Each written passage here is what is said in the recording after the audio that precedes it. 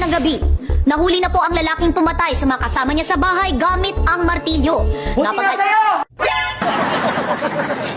Napag-alaman na ang lalaking ito ay dati na palang may kaso ng pagpatay gamit ang martilyo, kaya siya ay mahaharap sa patong-patong na kaso at pagkakakulong. Yan ang bagay sa'yo, mabulong ka sa kulungan!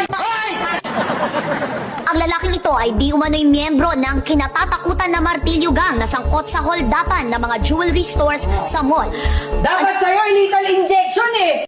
Halina, excuse me. Sir, kanina pa po kayo humihirit eh. Kilala niyo po ba yung biktima? Hindi po. Hindi po. Yung suspect, kilala niyo po? Ito po, opo. Kapitbahay po namin yung tarantadong yan eh. Bakit po parang galit na galit po kayo sa kanya? Paano po kasi, sa tuwing nanghihiram kami sa kanya ng martilyo, lagi sinasabi, wala raw, yun pala, meron! Madamot ka! Madamo!